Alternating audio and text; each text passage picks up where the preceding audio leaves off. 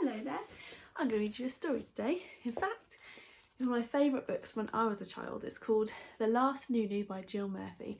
And inside the front cover, there is still my name when I was younger. When I was in year 2D, which I now teach. What are the chances? It's about this dinosaur who loves his dummy. So here we go. The Last Noo Noo by Jill Murphy. Marlon sat on the floor watching TV. Marlon's granny sat in the armchair watching Marlon. "He's getting too old for that dummy," she said sternly to Marlon's mum. "It's a Noo Noo," said Marlon. "He calls it a Noo Noo," explained Marlon's mum. "Well, whatever it is, whatever he calls it," said Marlon's granny. "He looks like an idiot with that stupid great thing stuck in his mouth all the time."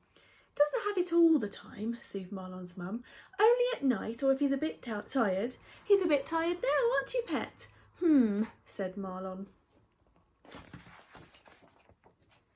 "His teeth will start sticking out," warned Marlon's granny. "Monsters' teeth stick out anyway," observed Marlon. "Don't answer back," said Marlon's granny. "You should just throw them all away," she continued. "At this rate he'll be starting school with a dummy. At this rate he'll be starting work with a dummy. You'll just have to be firm with him." "Well," said Marlon's mum, "I am thinking about it. We'll start next week, won't we, Marlon? Now you're a big boy, we'll just get rid of all those silly Noo-Noos, won't we?" "No," said Marlon. "You see," said Marlon's granny, "one word from you and he does as he likes." There was no doubt about it. Marlon was a hopeless case. Marlon's mum decided to take drastic action. She gathered up every single Noo-Noo she could find and dumped them all in the dustbin 5 minutes before the rubbish truck arrived. But Marlon had made plans just in case the worst should happen. He had secret Noo-Noo supplies all over the house. There was a yellow one down the side of his armchair, a blue one at the back of the bread bin, various different types in his toy ambulance, and his favourite pink one was lurking in the toe of his Wellington boot. His mother and his granny were astonished. They could not think where he kept finding them. "You'll be teased when you go out to play," warned his granny. "A great big monster like you with a baby's dummy." Marlon knew about this already. The other monsters had been teasing him for ages, but he loved his Noo-Noo so much that he didn't care. The other monsters often lay in wait and jumped out on Marlon as he passed by with his Noo-Noo twirling. "Who's a big baby then?" jeered Basher. "Does little baby need his dummy then?" sneered Alligatina. "Who's his mummy's little darling?" cooed Boomps-a-Daisy. Marlon always ignored their taunts. "You're just jealous," he replied. "You all wish you'd got one too." Gradually, the secret supply of Noo-Noos dwindled.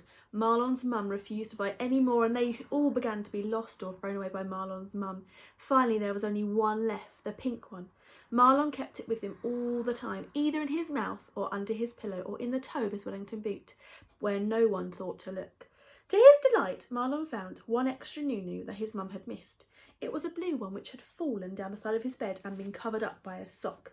He knew his best pink Noo-Noo wouldn't last forever, so he crept out and planted the blue one in the garden. A Noo-Noo tree.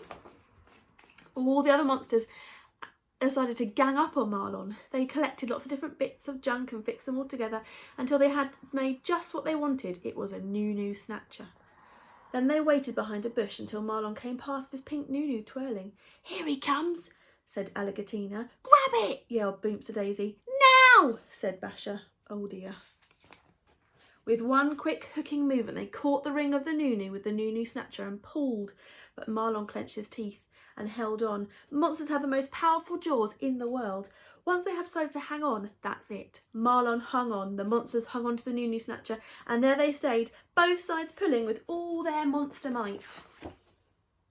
Lots of energy put into that. And there they would still be if Marlon had not decided just that very moment that perhaps he was too old to have a Noo-Noo anymore. So he let go and all the other monsters went whizzing off down the road, across the park and into the pond with a mighty splash.